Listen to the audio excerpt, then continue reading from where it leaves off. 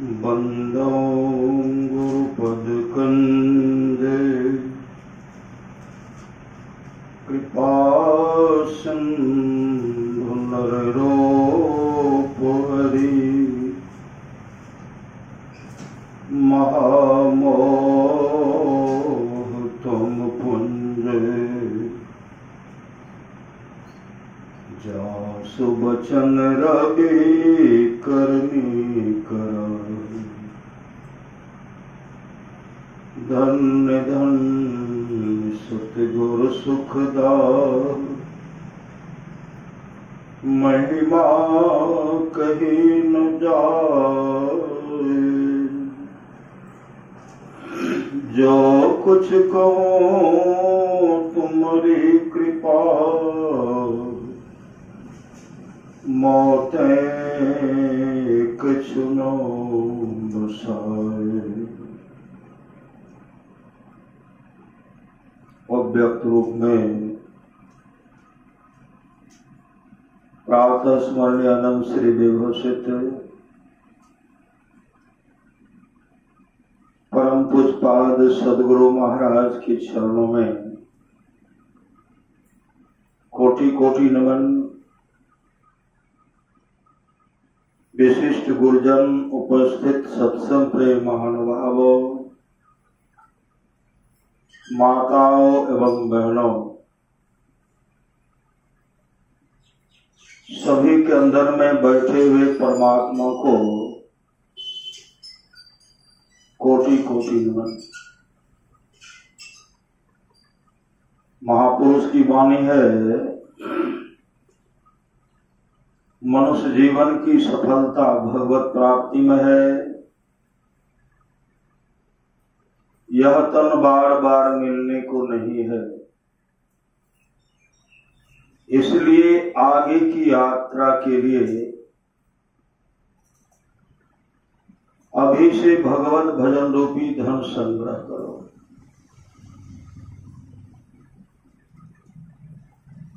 महापुरुष की वाणी है, चलना है रहना नहीं, चलना विश्वावेश सहजो तनिक सुहाग पे कहा गुठावे शेष।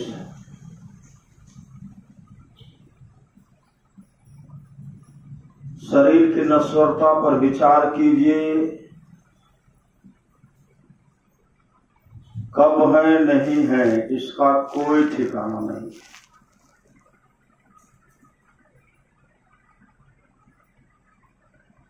स्वामी नित्यानंद की वाणी है,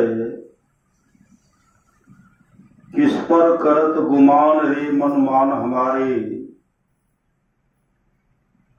हार चाम का बनाया पिंजरा सकल पुरुष भजनारे। किसको तुम अपने कर मानो यही भूल बरबहारी रे मन मान हमारे। 2 दिन की है चमक चाम की सो तू लेहो विचारे, बिना विचार कछो सार मिले न, छाड़ सकल चितियारे। इसमें संशय मत मन राखो, यह सत भजले भारे। कहे अलमस्त नित्यानंद स्वामी, कही मैं तो से सारे। आप तो खुद गिरधारी, आप तो खुद गिरधारी रे मन मान हमारे। महापुरुष की वाणी है, मानत नहीं मन मोरा साधो, मानत नहीं मन मोरा रे।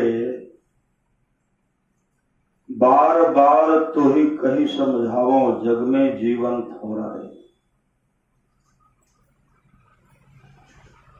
महापुरुष की वाणी है, कहो कहते दिन जीवा हो, का करत गुमान। कांच माटी के बर्तन में हो रस बुंदन सान, पानी बीच बतासा हो, छिन में गली जान। कागज की नैया बनी, डोरी साहेब हाथ, जौने नाच नचावे हो, नाचब वही नाच। धर्मदास एक बनिया हो, करे झूठी बाजार, करे झूठी बाजार। साहब कबीर बंजारा हो, करे सत्य व्यापार। अभी हम लोग सत्संग में बैठे हुए हैं। महापुरुष की वाणी है, सत्संगति दुर्लभ संसारा, निमिष दंड भरी एकों बारा। सत्संग से बढ़कर कुछ है, कहा नहीं जा सकता। भगवान से कृष्ण की वाणी है, निष्पाप उद्धव जी, कोई कितना भी अश्वमेध यज्ञ कर ले, कृष्णचंद्रायण आदि आदि व्रत कर ले, उसके द्वारा मैं सुलभता से प्राप्त नहीं होता। बस एक सत्संग ऐसा जरिया है जिसके द्वारा मैं सुलभता से प्राप्त हो जाता, उस भक्त के वश में हो जाता और उस भक्त का परम कल्याण हो जाता। परम कल्याण किससे परम कल्याण होता? वह सत्संग से होता है। भगवान शिव मां पार्वती जी से कहते हैं, राम कथा के ते अधिकारी, जिनके सत्संगति अति प्यारी। राम कथा सुनने के वे अधिकारी हैं जिनको सत्संगति जो है, सत्संगति जो है अत्यंत प्यारी है। गुरुपद प्रीति नीति रत जेई, द्विज सेवक अधिकारी चेई। गोस्वामी तुलसीदास जी की वाणी है, मति की रति गति बहुत भलाई, जब जही जतन जहां जही पाए। सो जानब सत्संग प्रभाव, लोकों वेद न आन पाओ। ये तमाम चीजें आज तक जिस किसी को प्राप्त हुआ है, सत्संग के प्रभाव से वह जानना चाहिए। और लोक और वेद में इसके मिलने का दूसरा कोई उपाय नहीं है। राजा पृथु श्रीमद्भागवत महापुराण में आया है, भगवान जब उन पर प्रसन्न हो गए, कहते हैं आप राजन मांगिए। राजा पृथु कहते हैं, प्रभु अभी तो मुझे सुनने के लिए 2 कान है, हमको सत्संग सुनने के लिए 10,000 कान दे दीजिए। सत्संग सुनने के लिए 10,000। इस सत्संग का महत्व है।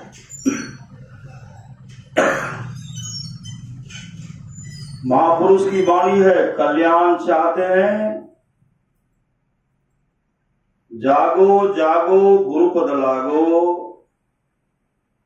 जगत मनो में खेला है, करना है सो जल्दी कर लो। करना है सो जल्दी कर लो, 2 दिन जीवन मिला है। मत अभिमान करो, तन धन का छिड़ी में सब खोए दे। जैसे अहंकार भ्रमित मति तुमरी, अंत का रोई रोई दे। अंत में रोना पड़ेगा, चीखना चिल्लाना पड़ेगा। महापुरुष की वाणी है, संत कबीर साहब की वाणी है, पछतेवे रे बेईमान, गुरु के विसारी पछतेवे। अरे जल हीरा मोती संपत्ति बहुत, सब धन ठामे रहतो ऐतो जम दो। कामो नहीं देतो तोरा माई बाप भाई, उतली उलटी जे तो बेहतर देवे भाई। आगो आगो कहरिया भैया डोलिया लेने जाए, पाछू से जम रैया डंडा देने जाए। कहत कबीर सुनो हो साधु भाई, अवसर बीतल जाए छो करी ले उपाय। समय जा रहा है, उपाय कर लीजिए। परमाराम सत महाराज की वाणी है, जहां रहना नहीं है वहां हम लोग सारी व्यवस्था करते हैं। वहां हम लोग क्या करते हैं? सारी व्यवस्था करते हैं। जहां जाना निश्चित है उस घर का पता नहीं है। इसलिए समय गया फिरता नहीं, झट ही करो निज काम, मतलब निज काम कर लीजिए। और महाराज सदगुरु महाराज को वैभव में अगर शांति मिलते, जमीन को नहीं छोड़ते। पिता की जमीन को ठुकरा दिए। भगवान बुद्ध को धन संपत्ति से अगर शांति मिलती तो 80 करोड़ का संपत्ति नहीं ठुकराते। तमाम को छोड़ दिए, ठुकराए तो मोक्ष को प्राप्त किए। पहले संसार से तोड़ी आवे तो बात पिया की पूछे जी, पहले संसार से टूटना पड़ेगा। जाओ निज घट रस चाहो तो अपने को 5 पाप से हरदम खूब बचाहो। है एक झूठ नशा है दूसर, तीसर नारी परके हो। चौथी चोरी, पंचम हिंसा, दिल से इन्हें अलगाहो। मैं ही सहज ही इनसे बचन चाहो, तो गुरुपद टहल कमारो। अगर इन तमाम से बचना चाहते हैं तो गुरु की आज्ञा का पालन कीजिए। गुरु का आज्ञा क्या है? सत्संग नित और ध्यान नित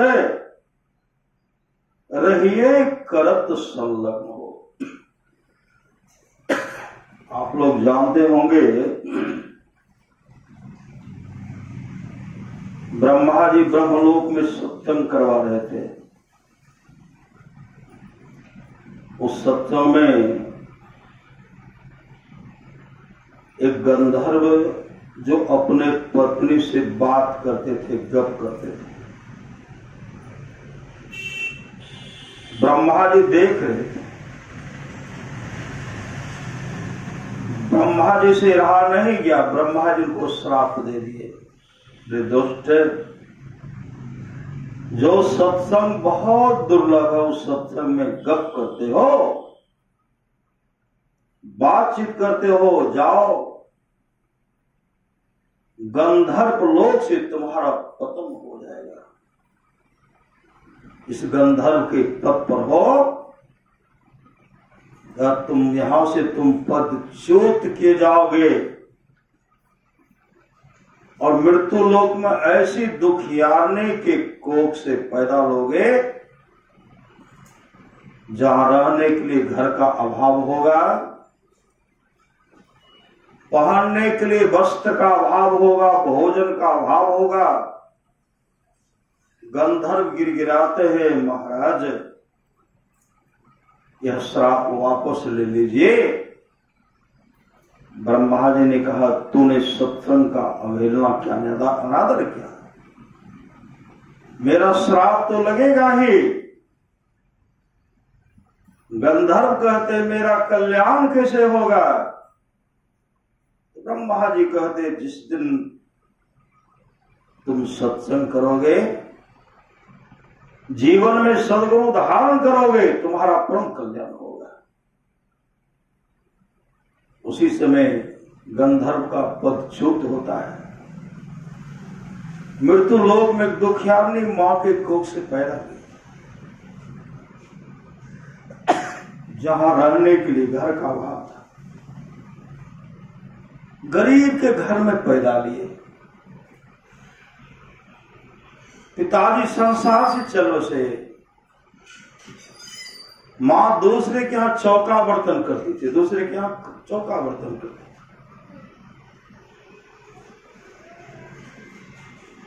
धीरे धीरे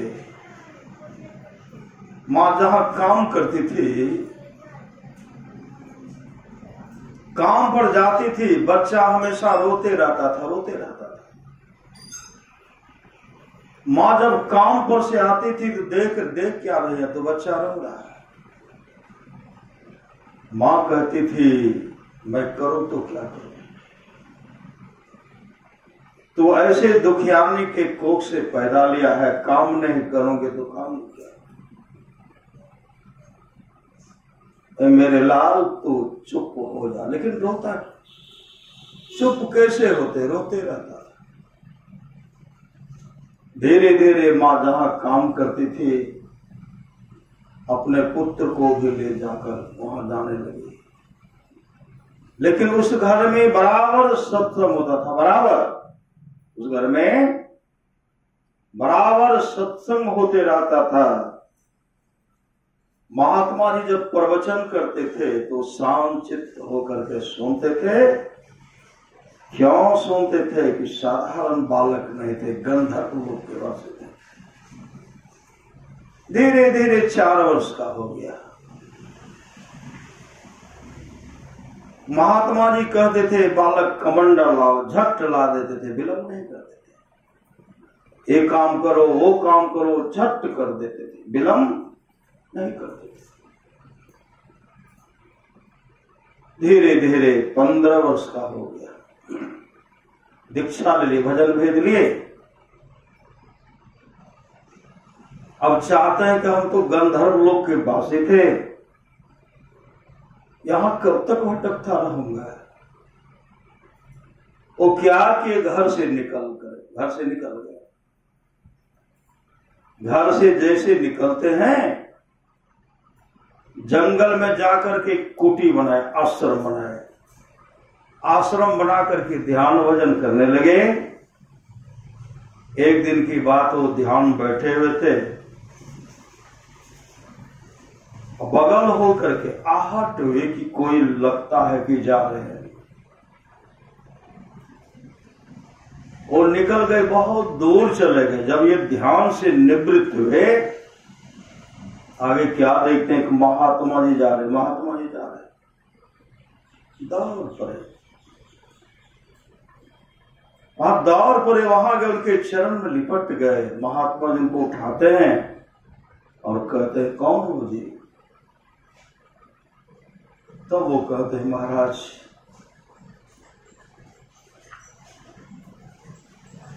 मैं आपका ही शिष्य हूं। महात्मा जी कहते यहां तुम क्या कर रहा है, यहां तू क्या कर रहा है। कहते महाराज अपने जीवन को सफल और सार्थक करने के लिए जंगल में आकर के ध्यान भजन कर रहा हूं। महात्मा जी कहते हैं तुम जंगल में आकर के अपने जीवन को सफल और सार्थक करने के लिए तपस्या कर रहे हो। तुम्हारे घर पर तुम्हारी बूढ़ी मां है, उसका सेवा कौन करेगा, उसका देख रेख कौन करेगा। मां का सेवा छोड़ करके तुम जो जंगल में आकर के तपस्या कर रहे हो, तुम्हारा तपस्या कभी सफल नहीं होगा। और तुम्हारा तपस्या सफल हो, उसके लिए जितना जल्दी यहां से घर जाओ और मां का भरपूर सेवा करो। मां का भरपूर सेवा करो। मां के आंख से आंसू बहे तो सुख का आंसू बहे, सुख का आंसू। उसी से हम अपने गुरुदेव को प्रणाम करते हैं, चल पड़े। जैसे आए माँ को प्रणाम करते हैं, जैसे माँ को प्रणाम करते हैं, माँ रोने लगी। कहाँ चला गया था? मतलब एक सहारा पुत्र कहाँ चला गया था?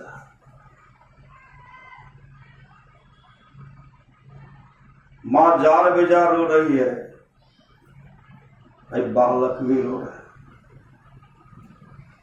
उसी से वो बालक कहते, माँ आप जब तक जीवित रहेंगे मैं कहीं नहीं जाऊंगा, मैं कहीं नहीं जाऊंगा, आपका सेवा छोड़ करके कहीं नहीं जाऊंगा। और माँ जब तक जीवित रहे माँ का भरपूर सेवा किए, ख्याति प्राप्त महात्मा हुए, ख्याति प्राप्त महात्मा हुए। लोग उनको संत हरिदास के नाम से जान लेंगे। संत हरिदास उच्च कोटि के संत हुए, उच्च कोटि के संत। इस जन्म में सत्संग, संत हरिदास का शरीर छोटा, फिर वो एक गरीब घर में पैदा लेता है। मां है, पिताजी नहीं है। श्रेष्ठ गुरु गरीब घर में पैदा लिए। इस जन्म उसकी मां दूसरे के यहां गाय दोहने की काम करते। श्रीमद् भागवत महापुराण को रट करके पढ़िए, गाय दोहने का काम करते थे। गाय दोहने, और मां जब जाती थी, दिन में भी जाती थी, रात में भी जाकर के गाय दोहती थी। संजोग से मां जब गाय दूहने के लिए गए, पीछे पीछे ये भी निकल गए। वहां जब गए तो मां को क्या देखते, मां बहुत कीचड़ में बैठे हैं, कीचड़, गाय को दूह रहे।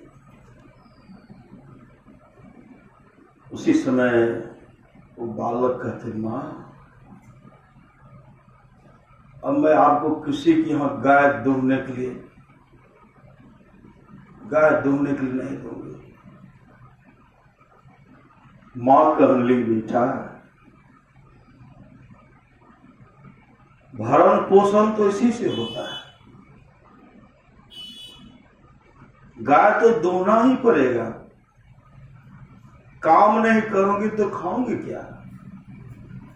वो बालक कहते, मां काम मैं करूंगा, काम मैं करूंगा, मैं आपको खिलाऊंगा, आप चिंता मत। महापुरुष की वाणी है, कहते काल भी क्रूर होते, काल क्रूर होते हैं। जैसे वो मां के साथ आ रहे थे, मां का हाथ वो पकड़े हुए थे।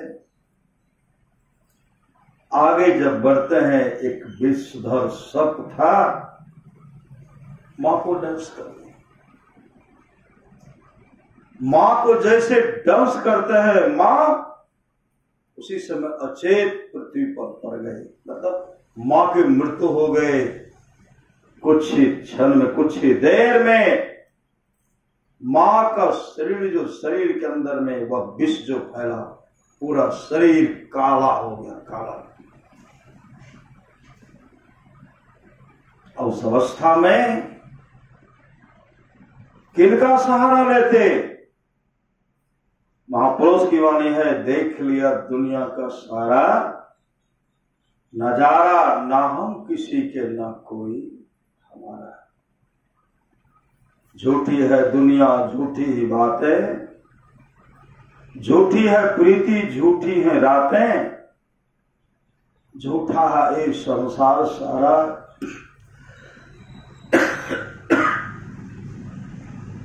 ना हम किसी के ना कोई हमारा। बिलख बिलख करके रोने लगे। उसी समय आगे बढ़ते हैं। 5 साल का बालक था, 5 साल का बालक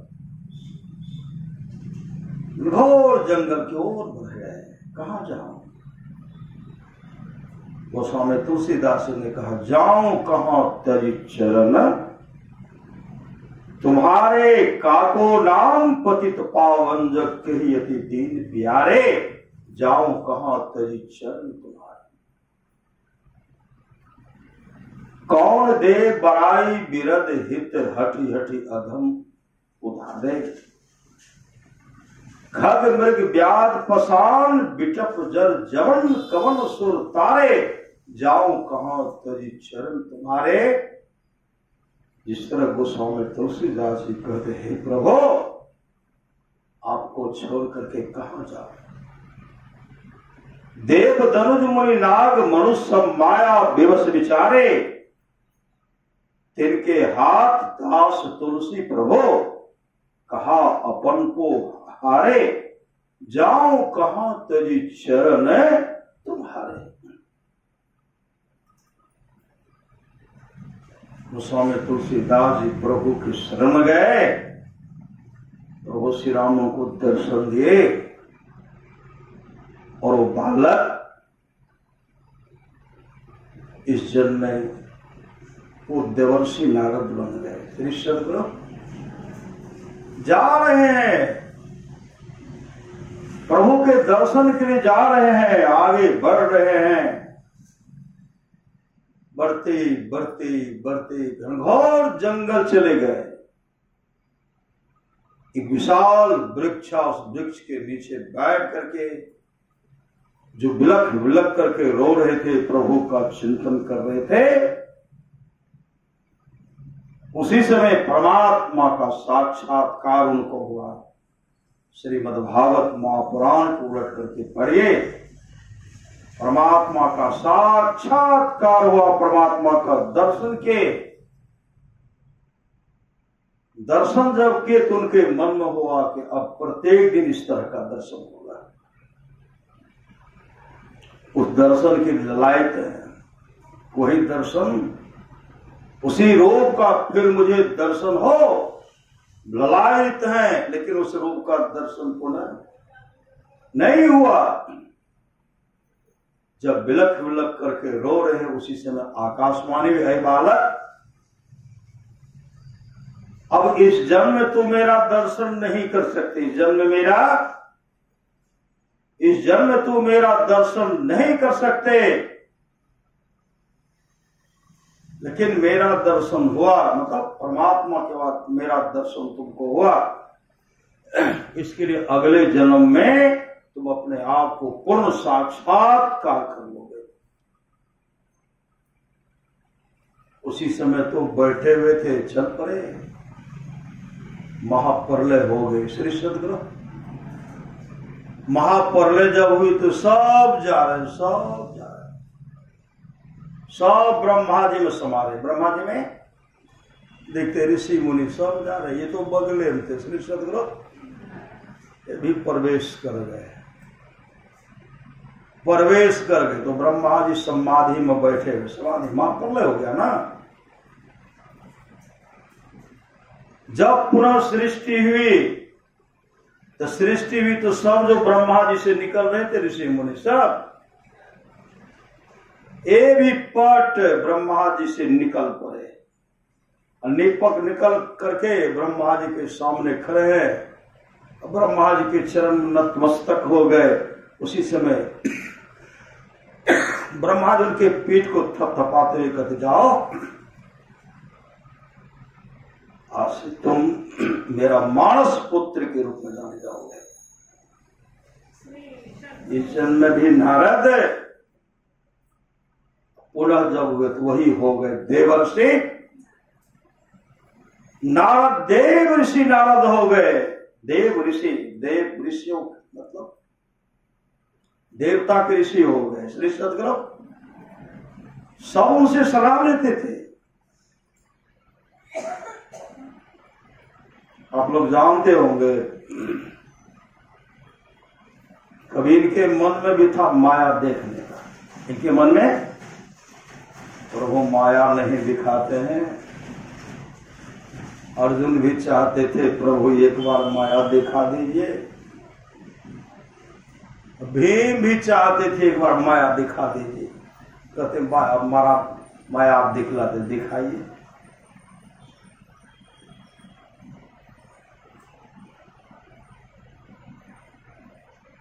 माया देखने के फेर में श्री सद्गुरु जा रहे हैं, बढ़ते देवर्षि भगवान कृष्ण के साथ जा रहे हैं।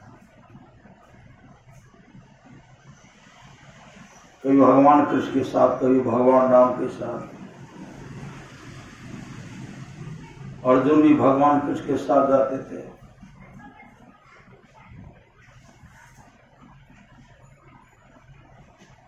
एकाएक क्या देखते हैं, प्रभु वहां खड़े हैं। माया देखने का इच्छा था ही, फिर आगे बढ़ते वहां से वापस आए, देखते हैं बहुत बार सभा लगा हुआ। अब विश्व मोहिनी के बारे में आप लोग जानते होंगे, देवर्षि नारद कहते हैं हम तो माया को जीत लिए। हम क्या है, हम माया को जीत लिए हैं। भगवान ब्रह्मा के पास गए, माया को जीत लिए। भगवान शिव के पास गए, हम माया को जीत लिए हैं। भगवान ब्रह्मा उनको इशारा किए, क्योंकि भगवान ब्रह्मा के मानस पुत्र थे ना। कोई पिता अपने पुत्र का अनिष्ट नहीं सोचते, कोई मां भी नहीं सोचती, कोई मां नहीं सोचती। वापस आए, कहा प्रभु हमको आप अपना रूप दे दीजिए। श्री सद्गुरु भगवान विष्णु देख रहे कि अपना रूप मांग रहे हैं, किस लिए मांग रहे हैं, तो सब जान लगे, अंतर्यामी थे ना। रूप दिए, शरीर का रूप दिए श्री सद्गुरु। भगवान विष्णु ने कहा था, देवर्षि आपकी जिसमें भलाई होगी वही काम मैं करूंगा, वही काम मैं करूंगा। रूप दे दिए भगवान, विष्णु अपना रूप दे दिए। अब फूलों नहीं समारे, सुंदर रूप हो गया। और जहां जहां विश्व मोहिनी के हाथ में फूल का माला है, इनसे आगे बढ़ते तो दूसरे के पास चले जाते हैं। वो तो घूम रही हैं, तो अपने इष्ट का, अपने स्वामी का इंतजार कर रहे थे। देवर्षि नारद के मन में ये हमको नहीं देख रही है श्री सद्गुरु। और जहां जहां बढ़ती थी आगे आगे बढ़ गए, लेकिन उसको देख कर वो मुंह फेर लेती थी। तो क्या किए, उसी समय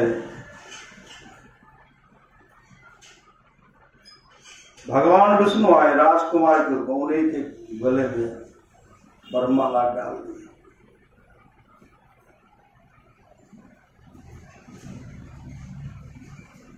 इधर एक हम तो बहुत सुंदर है, कुछ गम सब उनको कहते हैं, जरा अपना मुंह को तो देखो श्री सद्गुरु। आईना नहीं है तो पानी में भी जाकर के देखो, जैसे पानी का सहारा लेते हैं। मुंह तो बंदर का है, शरीर है सुंदर, मुंह है बंदर का। उसी समय क्रोध में थे, जो बताए थे उनको तो श्राप दे ही दिए श्री सद्गुरु। आगे जब बढ़ते हैं, भगवान विष्णु के पास जाते, तो भगवान विष्णु क्या देख रहे हैं, इस मोहिनी को लेकर जाएंगे तो साक्षात मां लक्ष्मी थी श्री सद्गुरु। उस समय पूरा साफ का साफ ही हुआ, लेकिन देवर्षि नारद के लिए ऐसा समय भी आया। उस समय भगवान विष्णु से कहते हैं, प्रभु मुझे इसी तरह बचाते रहे, इसी तरह बचाते रहे। बहुत खेल किए, माया दिखाए श्री सद्गुरु। महापुरुष की वाणी है, गो गोचर जहां लगी मन जाए, असो सब माया जानो भाई। आप लोग जानते होंगे, भीम जो है, भीम काफी कमजोर हो गए थे। जिनके शरीर में 10,000 हाथी का बल था, 10,000 हाथी का बल, वो भीम काफी कमजोर हो गए। भगवान कृष्ण कहते हैं, मजले भैया क्या हो गया आपको? अब मत पूछिए, अब जो है ना मेरे कुल का एकदम निश्चित नाश है।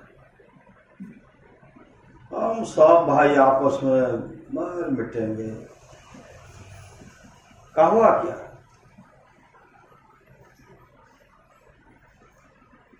कहा मैंने द्रौपदी को देखा और बड़े भैया को भी देखा। बड़े भैया महारानी द्रौपदी का पांव दबा रहे थे। जब बड़े भाई उनका पांव दबाते तो हमको भी कहेंगे दबाने के लिए।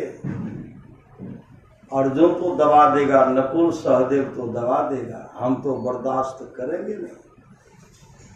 जिस समय द्रौपदी हमसे कहेगी पांव दबाने के लिए, उसी समय गला घोट करके मार देगा। भाई भाई में युद्ध हो जाएगा, हम सब मिट जाएंगे, यही चिंता में। उसी समय चलो मेरे, चलिए मेरे। गए एक विशाल वृक्ष के पास गए। विशाल वृक्ष के पास गए तो देखते हैं भगवान कुछ अंतर्धान हो गए। एक विशाल वृक्ष है, देखते हैं वहां सभा लगी हुई है। श्री सद्गुरु सभा लगी हुई है। सभा में देखते हैं तमाम है, तमाम देवी देवता सब भरे, तमाम सब, कोई खाली नहीं, सब उसमें भरे। एक बहुत बड़ा सिंहासन था। सिंहासन पर कौन बैठेंगे? ब्रह्मा विष्णु महेश को नीचे देखते हैं, ऋषि मुनि को नीचे देखते हैं, ये सिंहासन पर कौन बैठेंगे? श्री सद्गुरु इस सिंहासन पर कौन बैठेंगे? यही मन में सोच रहे थे तो क्या देखते, महारानी द्रौपदी आ गई। सब उठ करके खड़े हो गए। श्री सद्गुरु जैसे सब उठ करके खड़े हो गए, फिर बैठने के लिए कहते बैठ गए। तब महारानी द्रौपदी एक एक का हाजिरी नहीं लेते हैं, पुकार रहे हैं, पुकारे सब उठ करके, हाँ हम है तो हम है, हम है।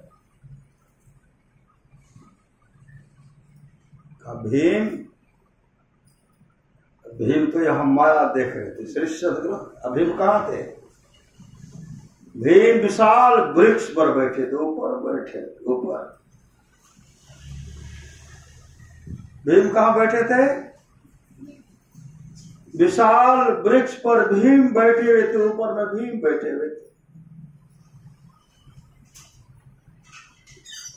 भीम उपस्थित नहीं हुए। भीम जो विशाल वृक्ष पर। महारानी द्रौपदी कहने लगी, उसका मन जो है ना, मन बढ़ गया। खोजे तो कहां है?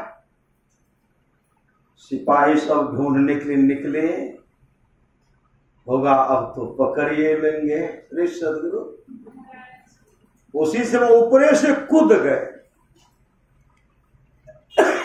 कूद करके भागने लगे। भगवान कृष्ण कहते, मन ले भैया रुकिए। कहा कृष्ण मुझे छोड़ दो, अभी हमको जान बचाने के लिए दो। श्री सद्गुरु मुझे कृष्ण छोड़ दो, अभी भागने के लिए दो। कहते मन ले भैया किनको देख करके भाग रहे? कहा छोड़ दो, भाग रहे। पीछे मुड़ के देखे, ना वह नगरी ना वह कुछ छोड़। श्री सद्गुरु भीम के नजर में सब कुछ भाषा दिखलाई पड़ा, लेकिन कुछ नहीं। श्री सद्गुरु उसी समय कहते हैं ये क्या था? वो कहाँ चले? काफिर कहते प्रभु आप अपना माया दिखा, यही मेरी माया है। श्री सद्गुरु है नहीं है? श्री सद्गुरु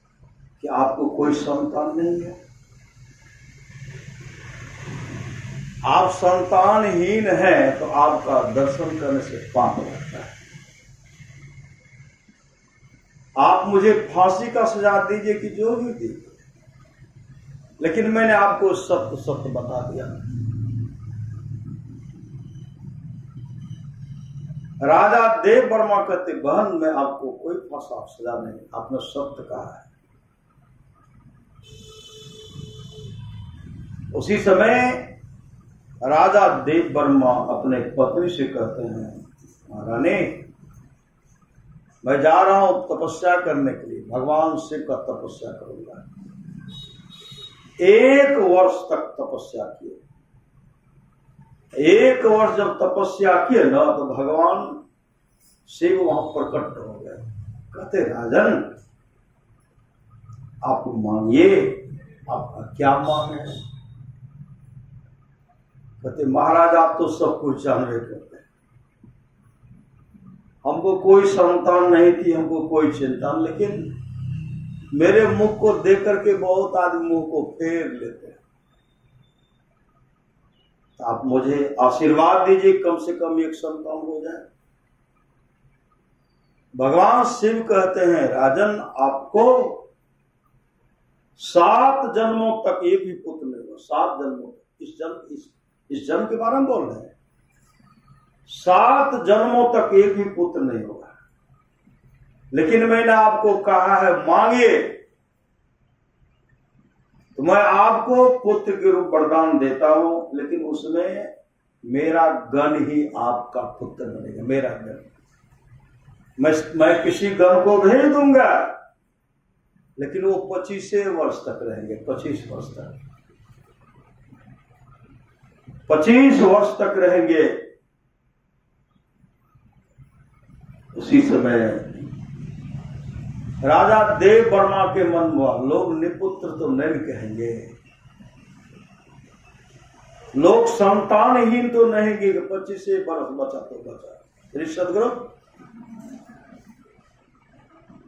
और धीरे धीरे पुत्र रथ की प्राप्ति हुई, खुशहाल हो गया श्री सदगुरु। 15 वर्ष का जब हुआ ना, 15 वर्ष का, राजा साहब भूल ही गए कि मेरे पुत्र का उम्र जो है 25 वर्ष। वह कभी इसका शादी कर देता हूं और सिंहासन पर बैठा दूंगा। होते होते शादी में समय लगा। एक देव सिंह, वह भी राजा थे, देव सिंह के पुत्री से उनका शादी करवाए श्री सदगुरु। और वह बहुत शादी की बहुत पतिव्रता थी, बहुत पतिव्रता। वो पति का सेवा करती थी, बराबर वो दान करती थी, दान बराबर दान करती थी। प्रत्येक दिन किसी न किसी भिखारी को दान, जितना भिखारी आवे उनको दान देती थी, अन्नदान कराती थी। धीरे धीरे धीरे धीरे देव वर्मा के मन से निकल गया कि मेरे पुत्र का उम्र जो है 25 वर्ष। धीरे धीरे 25 वर्ष पूरा होने वाला है, कल होगा पूरा श्री सदगुरु। उसी राज के अंदर में एक भिखारी थे जिनकी पुत्री बहुत सुंदर थी, बहुत सुंदर। पुत्री का शादी जब किए ना, एक शराबी के हाथ में, शराबी जुआरी या दुराचारी पत्नी को बराबर कष्ट देती, बहुत कष्ट, बहुत मार पीट करती थी। बेचारी वहां से भाग करके उनको घर से निकाल दिए। शराबी पति क्या किए, उनको पत्नी के घरे से निकाल दिए, भाग गए। भागो नहीं तो तुम्हारा हत्या कर देंगे। गर्भवती वह बहन गर्भवती थी, अपने पिता के पास आए, पिताजी भिक्षाटन करके अपने पुत्री का भरण पोषण कर रहे हैं। कुछ दिन के बाद एक संतान हुई, वह बहन एक पुत्र को जन्म दिया। 3 दिन से भूखी है, श्री सदगुरु, गरीबी। और उनके पिताजी जाते थे तो कोई 3 दिन से भिक्षा नहीं देते। क्यों नहीं देते थे? ये बराबर आता है, कहां से हम देंगे? वो देखिए भिखारी बराबर आते हैं ना, कहां से देंगे? उस बहन को उनके पिताजी को भिक्षा नहीं दी। अंत में वो बहन अपने पिताजी से कहते, बाबूजी आज मुझे भोजन चाहिए, मैं 3 दिन से भूखी हूं। अगर आप आज भोजन का व्यवस्था नहीं है तो मैं अपने बच्चे को खा जाऊंगी। मतलब भूख की क्षुधा, देखिए भूख की क्षुधा, भूख की क्षुधा देखिए। आप लोग जानते होंगे एक बहन भूखी थी, अपने पुत्र को खा गए। श्री सदगुरु, गर्मी के समय में उनका पांव जब जलने लगा, अपने पुत्र को जमीन पर रख दी, उन पर खड़े हो गए, बच्चे मर गए। ये संसार की हालत है। हाँ बाबूजी, आज अगर भिक्षाटन में कुछ नहीं मिला तो मैं अपने बच्चे को खा दूंगी। उनके पिता के आंख से आंसू बहता है। प्रभु का प्रार्थना करते, कहा उस नगर में नहीं जाऊंगा जिस नगर में पहले जाता। उसी समय उसी राजा के यहां गए। श्री सदगुरु, राजा साहब को पता लग गया कि कल मेरे पुत्रों की मृत्यु होगी। राजा साहब को, देव वर्मा को, कल मेरे पुत्र की मृत्यु होगी। सुंदर सुंदर सुस्वादिष्ट भोजन सामने में रखा हुआ, लेकिन खाए नहीं। स्वामी खा लीजिए, कहा नहीं खा। किसके लिए सुस्वादिष्ट भोजन करूं? कल मेरे पुत्र की उम्र समाप्त, और स्वस्थ हो गए, बीमार सा हो गए। उसी समय जैसे ये भिखारी पहुंचते हैं, भिक्षाम देहि, मुझे भिक्षा दीजिए। वह मां क्या कि उसी समय दौड़ करके राजा साहब के लिए जो सुंदर सुस्वादिष्ट भोजन था वो लेकर के भिखारी को दे दिया। बाबा आप ले जाइए, मैं अपने पति के लिए भोजन बना दूंगी, फिर से बना दूंगी, मेरे पास व्यवस्था है, लेकिन आप ले जाए। आज कोई भिखारी नहीं आया था। सुंदर 56 प्रकार का व्यंजन भोजन उनको दिए। आप ले जाइए, मैं अपने पति को फिर बना के दे दूंगी। जैसे वो लेके गए, अपने पुत्री के पास जैसे वो भोजन रखते हैं, भोजन जैसे रखते हैं, जब भोजन खाने लगे, इतना सुस्वादिष्ट लगा भोजन। महापुरुष की वाणी है, लाख करो तुम पूजा, तीर्थ करो 1000, दिन दुखी को ठुकराया तो सब कुछ है बेकार। गरीबों की सुनो और तुम्हारी सुनो, मतलब परमात्मा सुनेंगे। उसी समय उनके मुख से निकल गया, हे प्रभु, जिन मां ने लिए मेरे लिए इस तरह का भोजन दिया है, उस मां के सुहाग को रक्षा करना, उस मां के सुहाग को रक्षा करो, सुहाग का रक्षा कर देना। उस मां के पुत्र को अमर कर देना, उस मां के पुत्र को अमर कर देना। हे प्रभु, भोजन कर रही है, वो दुआ दे रही है, आशीर्वाद दे रही है। समय आ गया, आज है, आज उनको 25 वर्ष हो रहा है। उसी समय जमराज क्या कहते, अपने 2 जमदूत को भेजते, जाओ उनको लेकर आना है। एक विस्तार सबको प्रेरणा की, जाइए, जाओ वहां डांस करना, तुम जैसे डांस करोगे इनकी मृत्यु की आत्मा को खींच करके लाएंगे, तुम जाओ। सर्प भी आ गए, बिछावन पर सर्प उनको डांस करने के लिए चढ़ गए, और उनकी पत्नी जो पतिव्रता थी, पति की सेवा कर रही है। पुत्र पिता उधर प्रभु का गुणगान कर रहे, प्रभु का गुणगान, प्रभु मेरे पुत्र का रक्षा कीजिए। होते होते होते जमदूत चाह रहे कि सर्प डांस करेंगे तब ना उसकी आत्मा को खींच करके लाएंगे। जो विषैला सर्प था बिछावन पर तो चढ़ गए, जो दूर से आए थे उनको डांस करने के लिए बिछावन पर तो गए, लेकिन बिछावन पर जाने के बाद उस सर्प के शरीर में जो शक्ति था सब छिन्न हो गया। न उधर जा रहे न इधर जा रहे। श्री सद्गुरु, जब शक्ति समाप्त हो जाती है, न इधर न आगे, होता है कि बढ़ करके काटूंगा लेकिन शरीर में शक्ति नहीं, छिन्न हो गया। श्री सद्गुरु, उसी समय यहां से गए जमदूत गए, महाराज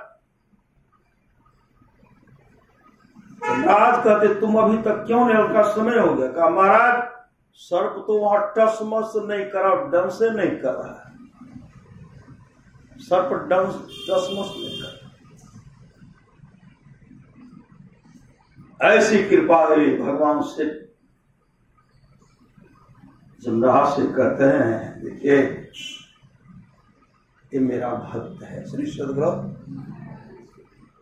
ये मेरा भक्त है। जब समय निकलिए गया, श्री सद्गुरु 25 वर्ष जो समय निर्धारित था उस समय टल गया, आप इनका और समय बढ़ा दीजिए।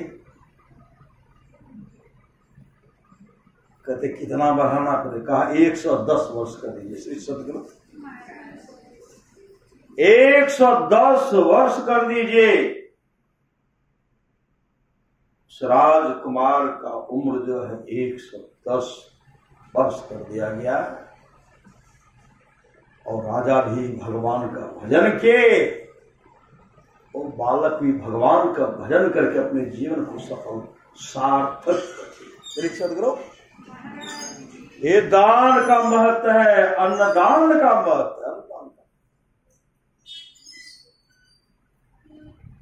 देखते हैं बहुत अपने माँ का कैसा सेवा करते हैं, बहुत सेवा करते हैं, बहुत अपने पिता का सेवा करते हैं। बहुत ऐसे दुराचारी पुत्र हैं, मेरे गांव की बात है। श्री सद्गुरु, जिन माँ को मैंने देखा है, माँ को देखा, उन पिता को देखा, सही ढंग से भोजन नहीं खाते थे। दूध हुआ तो दूध भी बेच लेते थे, छाली निकाल करके। श्री सद्गुरु, घी बना करके जमीन बना ली, जमीन बढ़ाए। ऐसा दुराचारी पुत्र हुआ, देखने में सब सुंदर। श्री सद्गुरु, देखने में लगता है खूब, सब पुत्र दुराचारी, कोई किसी का हिंसा हत्या करते। श्री सद्गुरु, कोई किसी के बहू को लेके चले गए। अब ऐसा दुराचारी पुत्र पैदा लिए हैं, मां को भोजन नहीं देते हैं, मां को भोजन नहीं देते हैं। 500 का क्या कह दिए? वो मां कहती हमरा हे 2 कट्ठा बांस दिलाया जाता। श्री सद्गुरु 500 को तो दे दिए। और जब वो काटने लगे तो दुराचारी पुत्र मां के साथ मां का पिटाई भी किए, जहां बांस देते उनसे पैसा भी ले लिए। ऐसे दुराचारी है। श्री सद्गुरु, ऐसे पुत्र को उस मां का आशीर्वाद मिलेगा, लेकिन मां तो मां होती। श्री सद्गुरु, भला है बुरा है, कैसा भी मेरा बेटे है। श्री सद्गुरु, माँ के लिए दया। अब 5 सब कहेंगे माँ के क्या न खाए दे छी, तो क्या कहेंगे, ए हो माँ के कोनो चीज की कमी छे हो, श्री सदगुरु ये तो वह है ना बोखल फूले छे हो। 300 में 200 रुपया 60 वर्षा मिलता हो न, जमीन के गेहूं उपजावे छे वो, धान बेटे पुतो है, मकई बेटे पुतो, अब माँ के 300-400 में कमी छे हो श्री सदगुरु। अरे माँ को तो कभी नहीं, माँ तो प्यारी भी है, लेकिन माँ तो माँ होती है। महापुरुष की वाणी है, माय से बढ़कर दूजा प्यार नहीं छे, अभागल मानव जकरा। माँ नहीं छे, माँ बाप से बढ़कर जग में दूजा नहीं खजाना। जिसने जन्म दिया रे उसका दिल कभी न दुखाना, उसका दिल कभी नहीं दुखाना। और देवर्षि नारद मां का सेवा करके मातृभक्त हो गए। श्रवण कुमार अपने माता पिता का सेवा करके पितृभक्त हो गए। महापुरुष की वाणी है, संसार के लोगों संसार में ऐसा काम करो, मरने के बाद दफनाने या जलाने वक्त 2 आंसू बहा दे। फलाना ऐसे थे,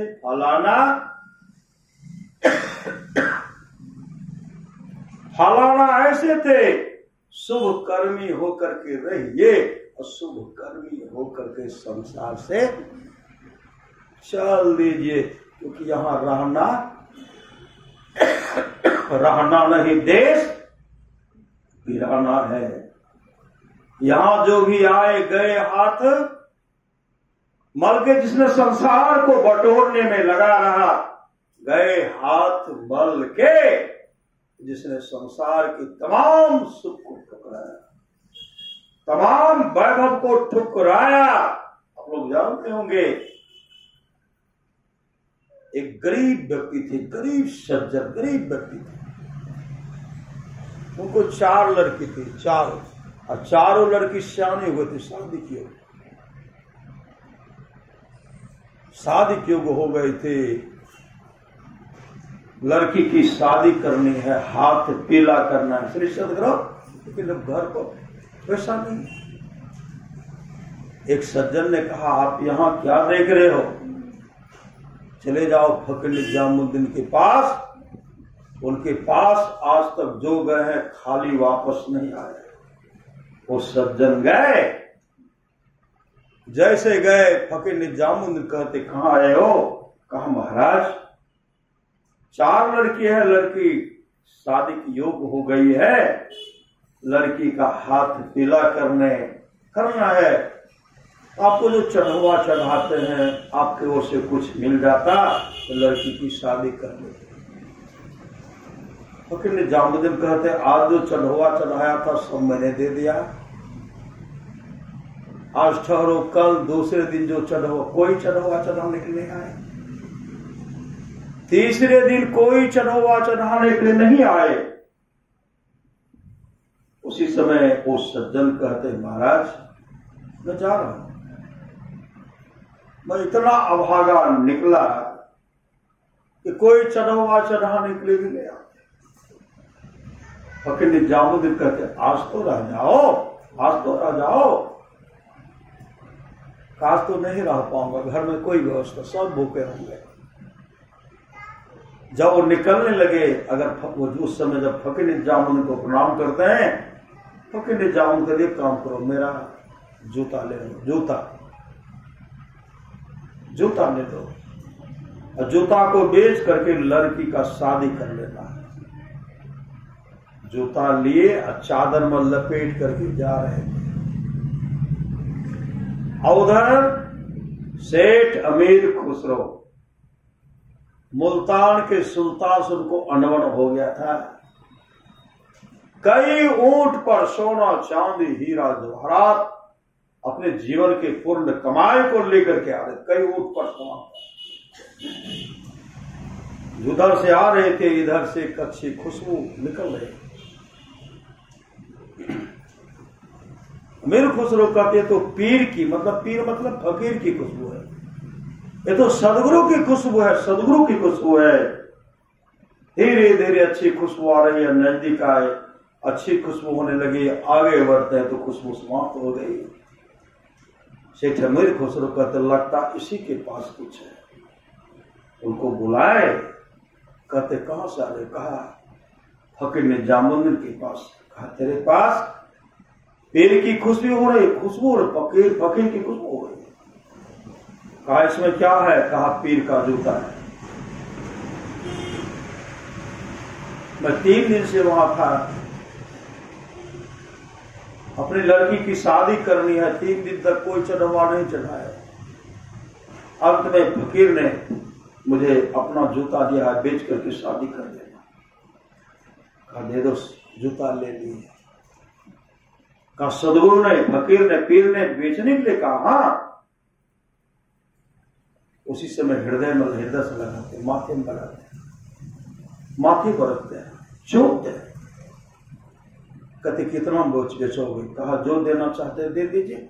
उनको पीर का जूता का पता नहीं था कितना है। जो देना चाहते हैं दे दीजिए।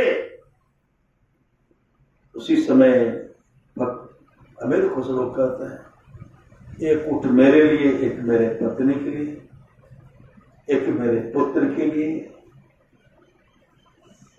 और तमाम ऊँट पर मेरे जीवन का जो पूर्ण कमाई है,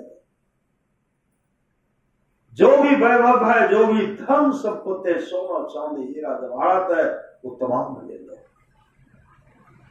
तमाम ले लो, लेकिन उसके बदले में मुझे मेरे सदगुरु का जूता दे दो।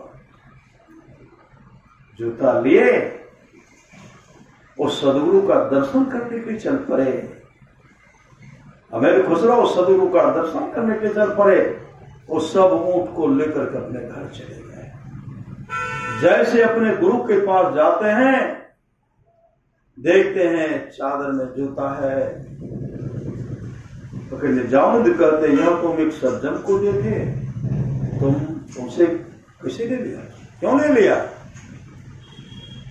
अमीर खुसरो कहते हैं हे सदगुरु, मैंने यह जूता खरीदा। कहा कितना में? कहीं कहीं ऊंट पर सोना चांदी हीरा जवाहरात था, मेरे जीवन का पुण्य कमाया था, तमाम को देकर के उसके बदले में मैंने पीर का, फकीर का जूता खरीदा है। उसी समय फकीर ने जामुन कहते जा रहे अमीर, तेरा सस्ता में सौदा पट गया, तेरा सस्ता में सौदा पट गया। मेरा और तेरा समाधि स्थल एक जगह बन गया।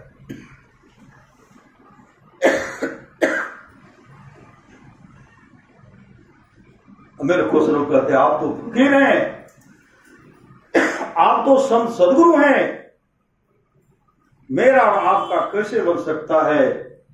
उसी समय फकीर जामुन कहता है अगर मेरा तेरा समाधि स्थल एक जगह नहीं बना, मेरा समाधि स्थल कई टुकड़ों में खंडित हो जाएगा। और उस दिन से उस सदगुरु के हो गए श्री सदगुरु। फकीर जामुन चाहते थे, बहुत उनके शिष्य थे, बहुत शिष्य थे। विचार किए कि किसी को गुरु गद्दी दे दो, गुरु गद्दी दे दो। उसी समय वो अपने तमाम शिष्य को बुलाओ। सुबह में आए, उसी समय फकीर ने जामुन दिन कई शिष्यों के साथ सुबह से लेकर के शाम तक पूरे दिल्ली शहर को गली गली में इधर से उधर जा रहे। दुकानदार कहते थे, दिल्ली के लोग सब कहते थे आज गुरु और शिष्य को क्या हो गया, सुबह से लेकर के शाम तक इधर से उधर जा रहे हैं, क्या हो गया? होते होते शाम होने को चला। उसी समय जा रहे थे, रास्ते में एक वेश्या का कोठा था। उनके पास जैसे गए, कहते मैं ऊपर से आ रहा हूं,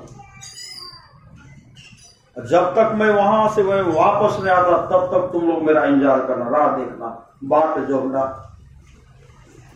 उसी समय वो वेश्या के कोठे पर जैसे चढ़े, तमाम वेश्याएं उनके चरण भी पड़ गए, प्रणाम करते, प्रणाम।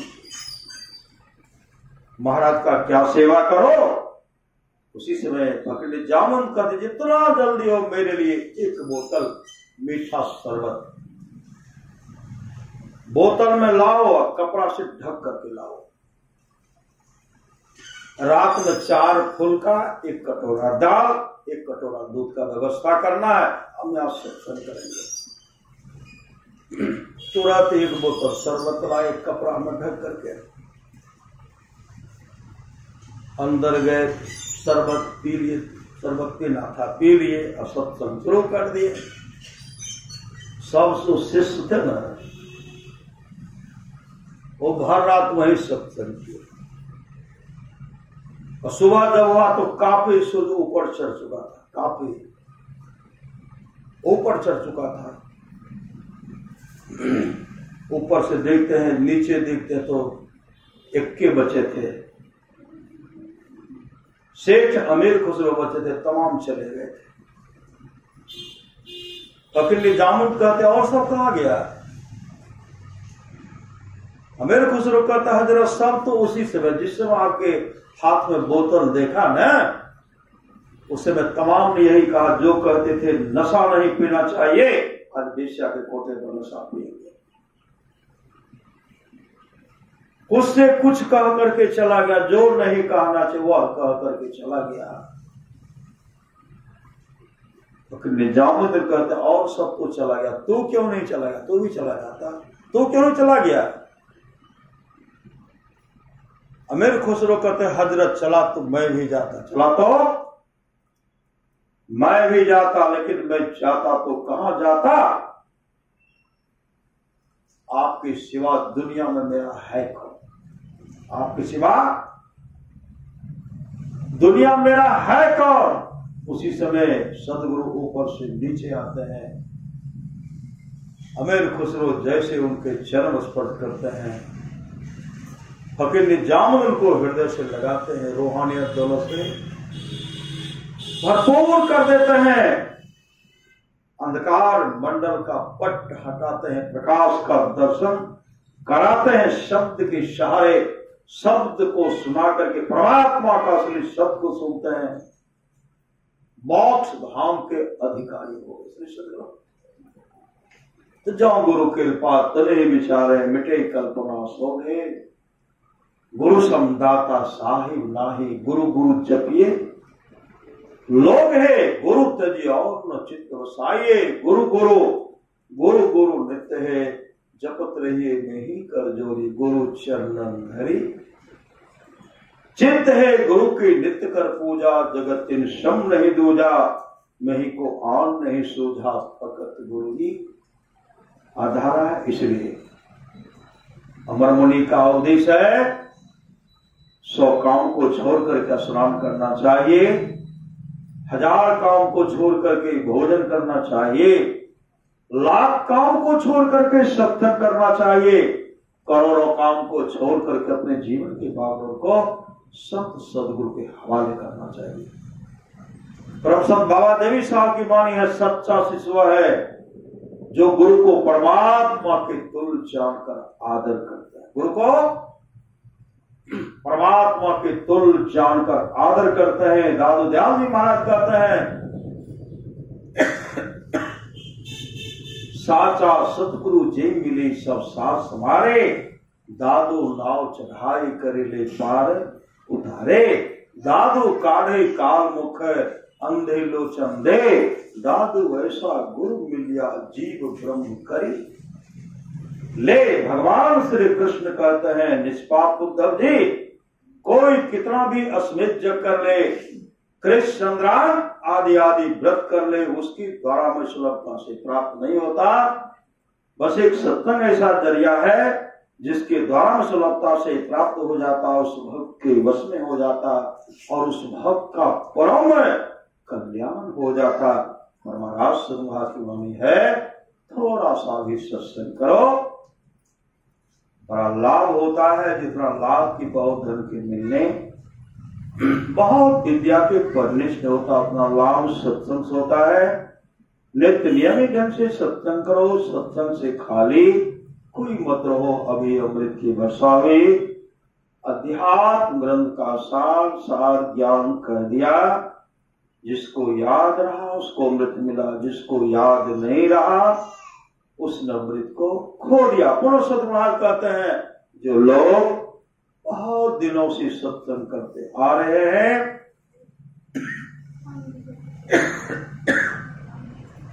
जो लोग बहुत दिनों से सत्संग करते आ रहे हैं, अभी कर रहे हैं, आगे भी करेंगे, वे सभी महासुख के भागी होंगे। श्री सद्गुरु महाराज की जय।